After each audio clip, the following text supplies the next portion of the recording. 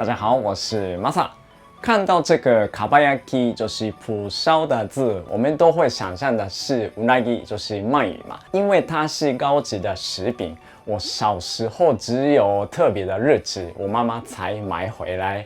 加热装在白饭上面吃。先让大家知道，我们一般不会买活的鳗鱼回来在家处理做。这种食物是非常的特别，需要特别的道具，也当然需要特别的技术处理的。然后加热时候也会使用特别的设备才做得出来。因为网络上的朋友们常常问我，老师蒲烧鳗鱼怎么做？那如果从头到尾自己做的话，先需要好好训练，才成功率会高一点点的。所以一般日本家庭吃的都是已经做好的，买回来自己加热享受。那现在问题是，如果你住的地方买不到这种食物怎么办？没问题，这一次我们要带用鲑鱼，吃一口就知道该用鲑鱼就可以享受跟蒲烧鳗鱼还是更好吃的东饭。那做法是很简单，好，那我们就开始做。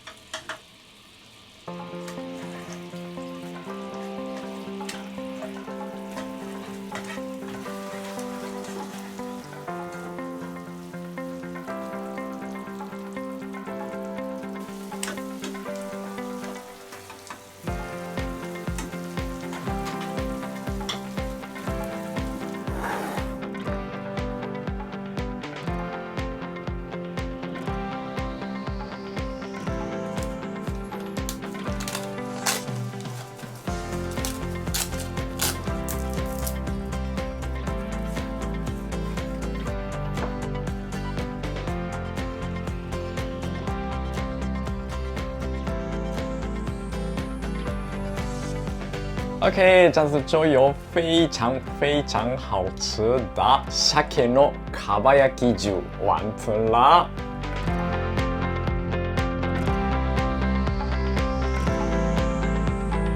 这一次做的非常的快，因为这个流程不会很复杂的，所以像这样子就加热一下就可以马上享受的。这次我用的鲑鱼的部位是比较特别的，它是在肚子那边的。如果买不到这个部位的也没关系哦，你可以用这个一般切的轮切的那个鲑鱼也是可以。你把骨头去掉，然后切成小块，那要记得皮不要去掉，就是带皮的样子，连皮一起切成小块一点。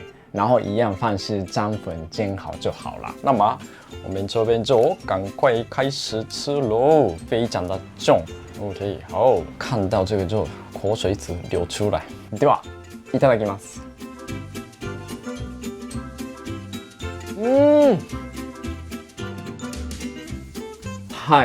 太好吃，就是鲑鱼的那种嫩嫩的口感，跟这个酱汁一起吃，而且这个白饭上面有淋这个蒲烧酱，加上海苔，所以就可以享受很多风味。而且使用这种食材的话，没有鳗鱼那一种的，不晓得大家有没有发现，有的鳗鱼会有那种土味比较重的，利用鲑鱼的话没有那一种土味，就是可以享受整个很好吃的海鲜。还有这种料理有另外一个享受的方法，它叫ひつまぶし。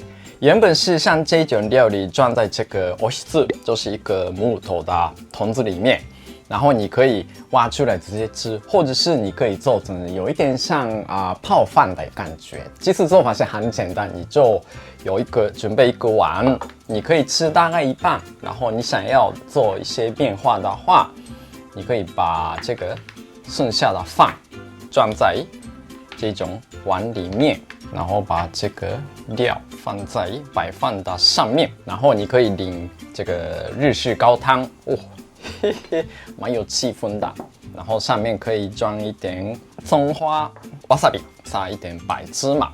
OK， 好了，那我来就赶快吃喽，跟鲑鱼一起吃。ではもう一回いただきます。